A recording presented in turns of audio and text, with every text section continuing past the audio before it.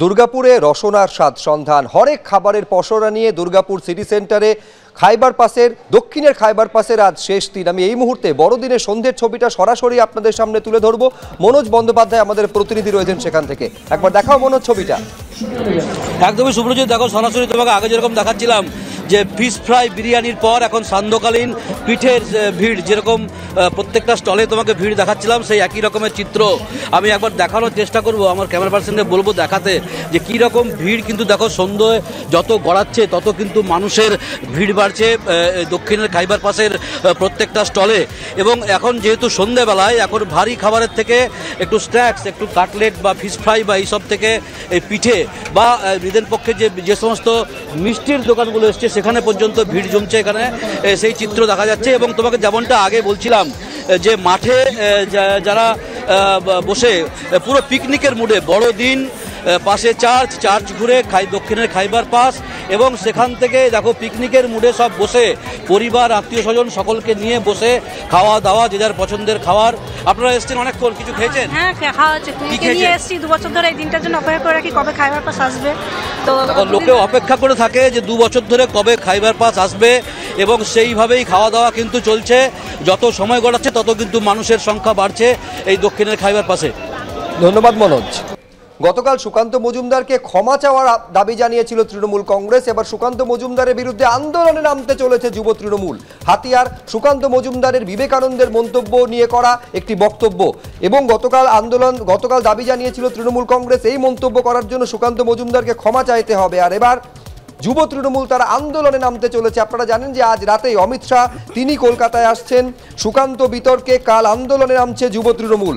অমিত শাহ সুকান্ত মজুমদারদের ক্ষমা চাওয়ার দাবিতে রাজ্য জুড়ে তারা আন্দোলনে নামতে চলেছে। ফুটবল খেলে কাল রাজ্য জুড়ে প্রতিবাদের কর্মসূচি যুব তৃণমূল কংগ্রেসের। সুকান্ত বিতর্ক ঢাকতে রাজ্যে অমিত শাহ চাইতে হবে ক্ষমা। স্বামী বিবেকানন্দ নিয়ে অমিত শাহকে অবস্থান স্পষ্ট করার দাবি তুলেছে তৃণমূল।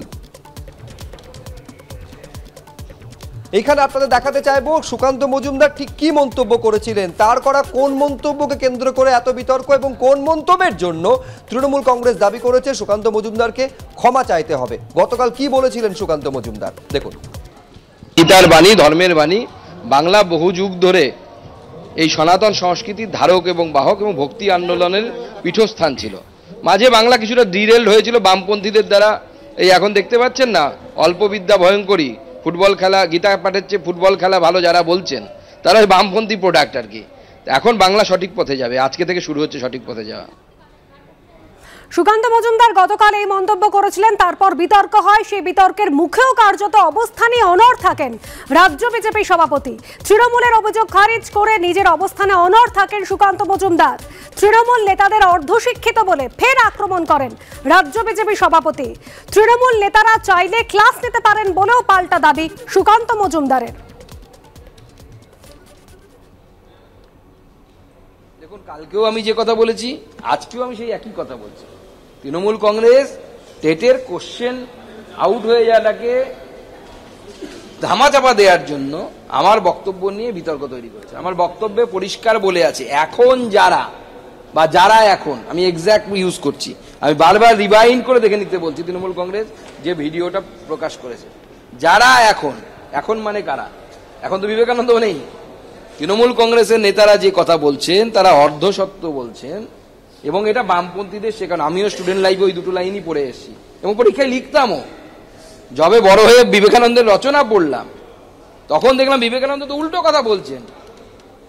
বিবেকানন্দ বলছেন যে ফুটবল খেলে আগে শক্তিশালী হও, তবে তুমি গীতার বাণীকে সামনের দিকে এগিয়ে নিয়ে যেতে পারবে। সেখানেই লেখা আছে পিছনে।